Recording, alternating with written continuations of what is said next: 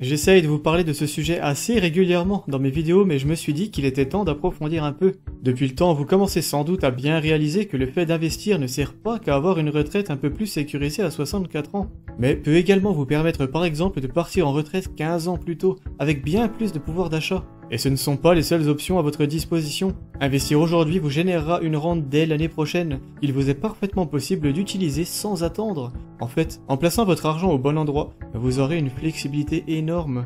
Vous n'êtes certainement pas obligé de le bloquer jusqu'à vos 64 ans. Voyons quelques simulations pour vous illustrer ça concrètement. Pour celle-ci, on va prendre en compte un taux d'intérêt annuel de 12%. Je vous expliquerai comment avoir ce rendement juste après. La rente sera quant à elle calculée sur un taux de 4% seulement, pour une raison que je vous dévoilerai également. En imaginant que vous partiez de rien à 25 ans et que vous investissiez 500 € par mois, voici les résultats auxquels vous pouvez vous attendre. En arrêtant à 50 ans, vous finirez avec 788 066 €, soit une rente de 31 522 € par an.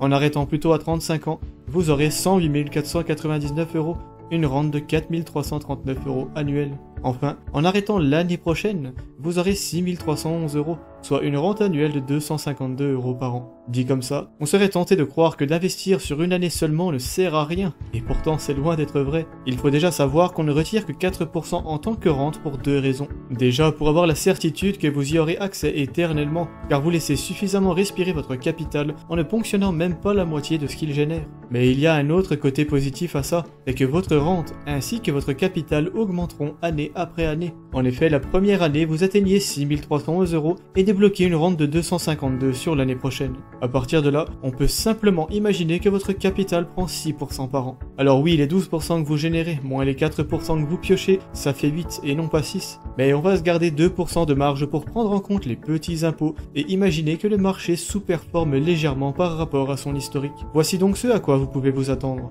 Sur 10 ans, votre capital atteindra 11 482 € et sur 25, 28 178, générant respectivement des rentes de 459 et 1127 € par an, qui n'iront qu'en augmentant encore et toujours. En fin de compte, vous avez été rentier pendant tout ce temps et avez multiplié votre capital par 4, pas mal non? En plus de ça, vous pouvez n'investir que pendant un an, ou pousser à 2, 3 ou 4, comme ça vous arrange. Vous pouvez même investir maintenant et laisser fructifier une dizaine d'années sans y ajouter quoi que ce soit. C'est d'ailleurs mon propre plan. Je prévois d'acheter ma résidence principale d'ici 3 ans environ, et c'est donc pendant ce laps de temps que je vais investir le plus fortement possible, pour ensuite arrêter complètement, ou presque à ce moment-là. Cette stratégie est très rentable, et vous en aurez clairement pour votre argent en faisant quelque chose de similaire. En investissant 1000 € par mois depuis 2 ans et pendant les 3 prochaines années, j'aurai donc 81 669 €. Et en laissant fructifier ça tranquillement pendant 20 ans, on atteint déjà le million. Et oui, ça va vite. Investir de façon intense tôt dans votre vie vous donnera des résultats exceptionnels,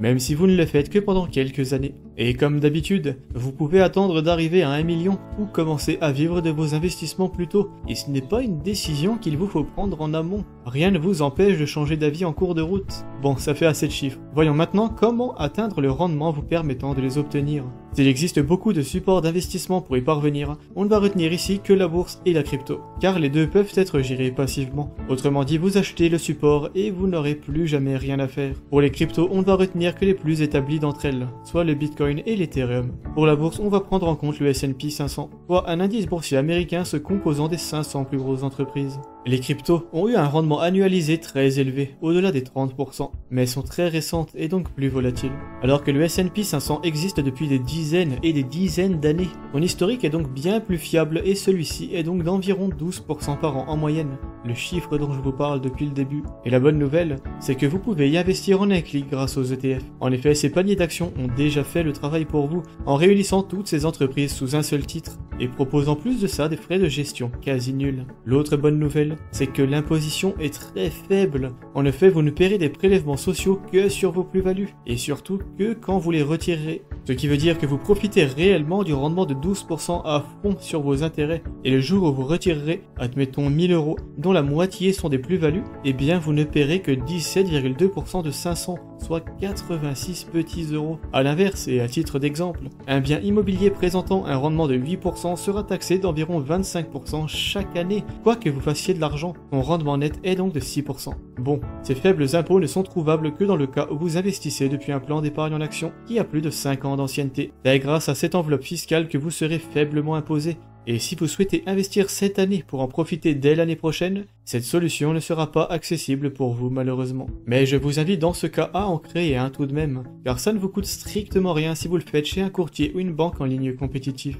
De faisant, vous ferez tourner la montre en votre faveur et vous aurez tout le loisir d'investir et surtout retirer comme bon vous semble dans 5 ans. En fait, la plupart des meilleurs investissements vous sont inaccessibles si vous prévoyez de retirer des gains très rapidement. Le PEA c'est 5 ans, l'assurance vie c'est 8 et l'immobilier, eh bien, en prenant ça à crédit c'est 15, 20 ou même 25 ans. Mais rassurez-vous, il existe d'autres alternatives. On va en citer 3. La première sera d'investir en bourse à travers un compte titre ordinaire. Celui-ci est beaucoup plus flexible que le PEA, car il propose largement plus de produits et vous permet d'acheter et revendre quand vous voulez et présente également des frais un peu plus bas, bien que ce paramètre reste anecdotique. En effet, les frais du PEA sont déjà très bas. Vous pourrez donc y acheter ce fameux ETF du S&P 500, ou même d'autres ETF bien plus rentables, quoique plus volatiles, comme par exemple ceux ne visant que les entreprises profitant de l'intelligence artificielle et de l'engouement qui va avec. Le seul problème avec cette stratégie est que vous paierez 30% sur plus-value et non pas 17,2. Dans un premier temps, ça ne changera presque rien, mais sur le long terme, ça risque de piquer un peu plus, car vos plus-values seront de plus en plus élevées par rapport à votre investissement de base.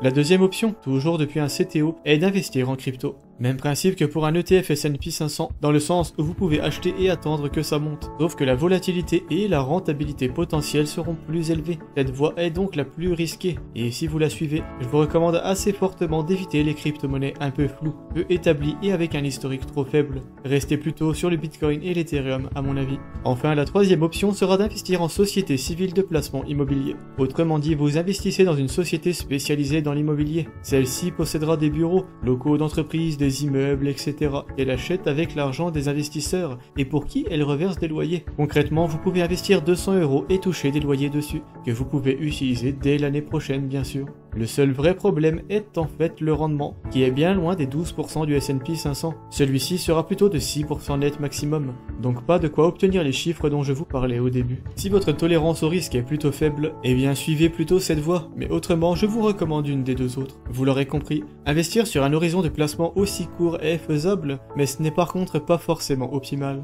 On peut retourner le problème comme on veut, il est très dommage de devoir se passer complètement du PEA. Celui-ci possède un avantage qu'on ne retrouve nulle part ailleurs, si ce n'est en assurance vie dans une moindre mesure, mais celle-ci nécessite 8 ans d'ancienneté pour proposer une réduction d'impôt. On rencontre donc le même problème. Et il y en a un autre petit, c'est que plus vous investissez sur le long terme, et plus vos gains seront probablement proches de la moyenne historique. En investissant dans le S&P 500 sur 30 ans, il y a fort à parier que vos gains annualisés auront été entre 9 et 14% en gros. Mais sur un an, on est clairement à l'abri de rien. Si votre ETF n'a aucune chance de tomber à zéro, il est par contre parfaitement possible qu'il ne gagne pas 12% du tout, car ces fameux 12% ne sont qu'une moyenne, et la bourse est connue pour fluctuer fortement au gré des événements politiques, résultats d'entreprises et pléthore d'autres paramètres hors de votre contrôle. Donc dans un an, personne ne vous garantit rien. Vous aurez peut-être gagné 12%, peut-être même 20, ou peut-être 0, ou même pire encore, un résultat négatif. Et si ce scénario malheureux devait se produire,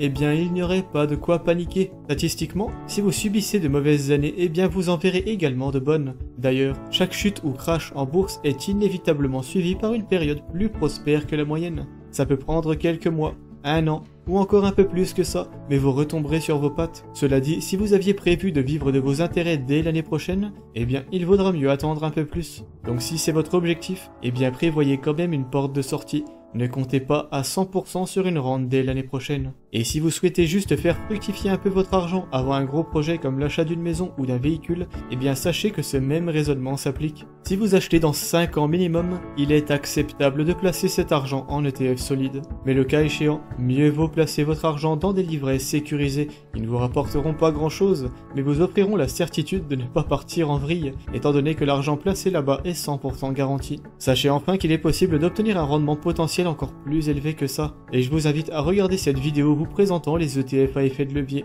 avec leur rendement de plus de 25% par an sur ces 10 dernières années. Le lien apparaît en haut et en description. Et vous, de quelle façon investissez-vous? Parlez-en en commentaire. En attendant de vous lire, je vous invite à aimer la vidéo si elle vous a été utile, et à vous abonner à la chaîne si mon contenu vous plaît. Ciao!